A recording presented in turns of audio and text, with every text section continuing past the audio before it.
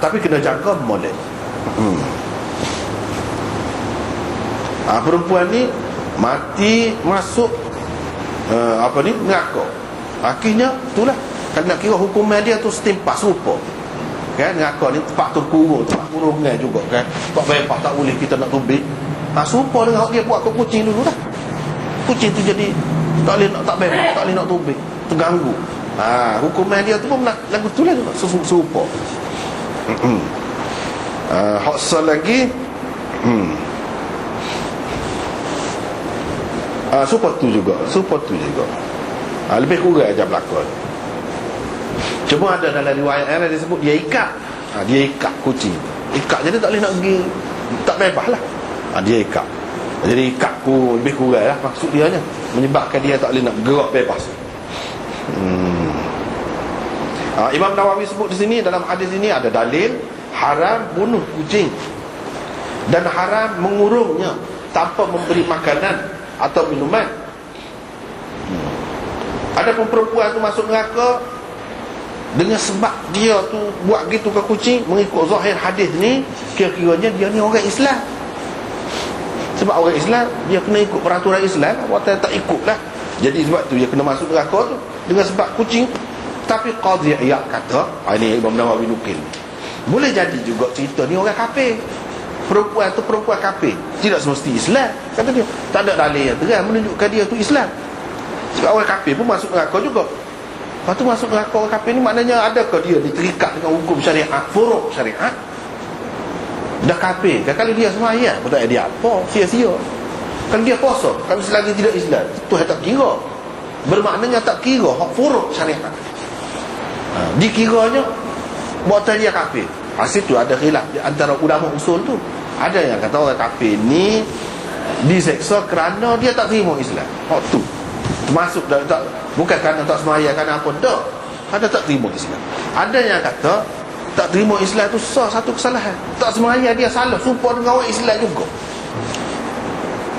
Masuk neraka, kita tak sembahyang juga. Lepas tu kita kata nak sembahyang mana? Tak usah sembahyang dia, moga dia kafir.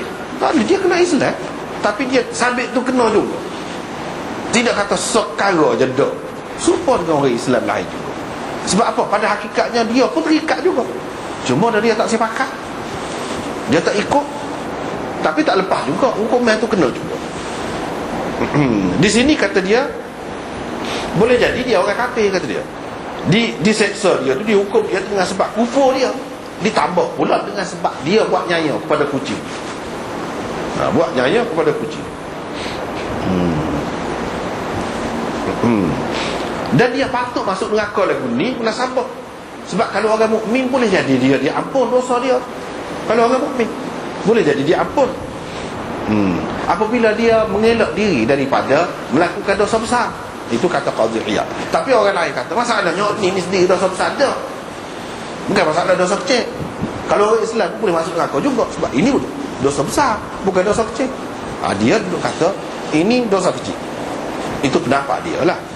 Bila dosa kecil boleh jadi dia ampun, tak masuk neraka. Ni mesti masuk neraka, ni dah masuk neraka.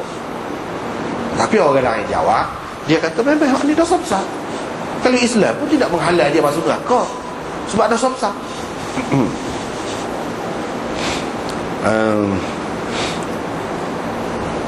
Lepas tu Imam Nawawi kata, zahir hadis ini menunjukkan bahawa maksiat ini bukan dosa kecil.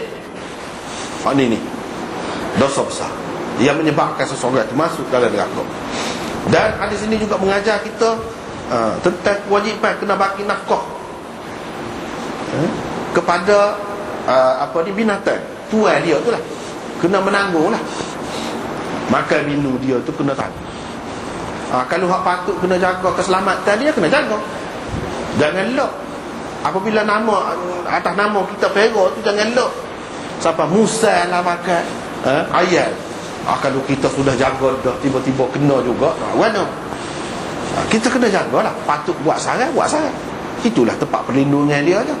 Kalau tidak, kau kucing, kau gapo-gapo, kau boleh mengancam dia. Bila kita perak, kena jaga. Kalau tak sah, tak sah. Kalau tak sah, dosa, tak sah. Lepas tu kalau kita bui makan ke dia, boleh pahala ke? Tak.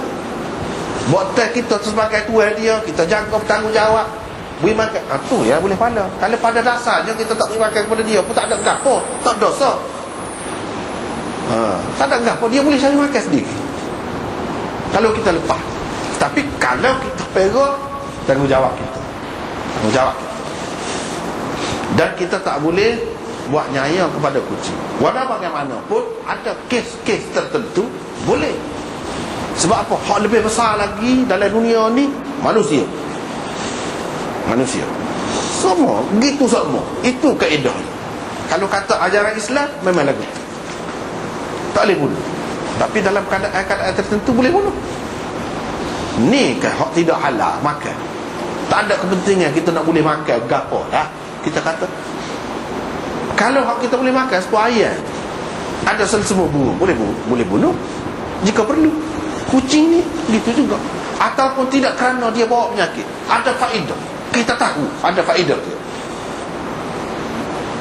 Kita nak ambil manfaat daripada dia, boleh. Tak apa, kita bunuh dia apa. Saja-saja tak boleh. Buat nyaya kau jadikan dia sasaran, tembakkan kau nak berlatih, tak boleh. Lagu tu. Tapi kalau ada faedah tak apa. Apa-apa faedah ni? Tu orang yang kaji dia tahulah. Orang yang kaji dia tahulah. Orang yang tidak kaji dia tidak tahu apa faedahnya, bila, ketika mana, lagu mana. Ada dalam satu buku yang anda baca, Hakim Muhammad Abdullah. Dia ni seorang yang memang hebat lah dari segi perubatan Yunani ni. Buku dia, dia kata, dia kata lah, tak tahu hak dia kata. Kita tidak cuba hak dia kata, tapi dia kata mujarab. Jadi dia kata apa? Kucing ni antara khasiat ni, susu dia. Susu dia kalau kita ambil susu dia dan hati dia, apa dia tumbuk sampai kering, lepas tu buat celak mata, boleh tengok, nampak tengah malam. Sebab kucing, kita manusia biasa tak nampak ke tengah malam dalam gelap.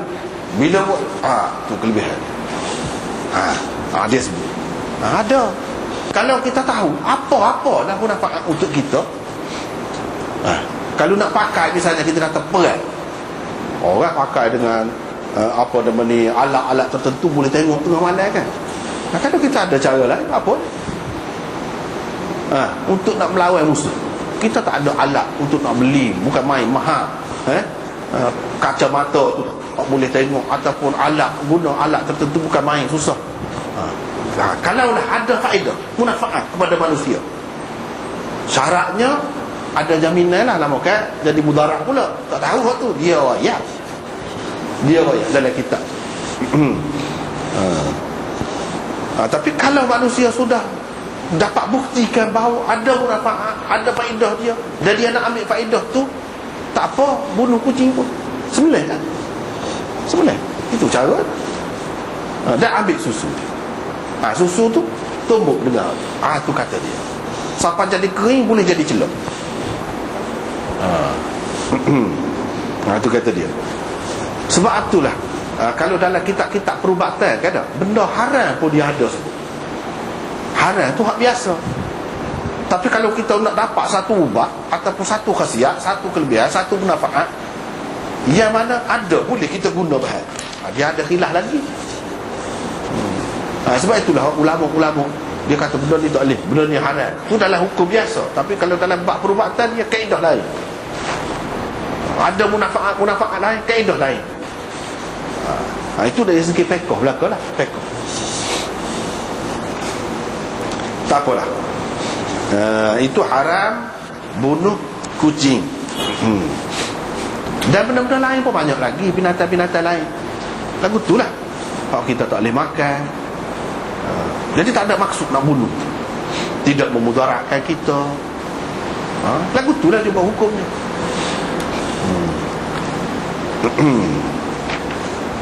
Bab fadli saqiyil bahaim al-muhtaramah wa it'amiha. Ini bab kelebihan memberi minum kepada binatang-binatang yang dihormati dan memberi makan kepadanya. Ada kelebihan.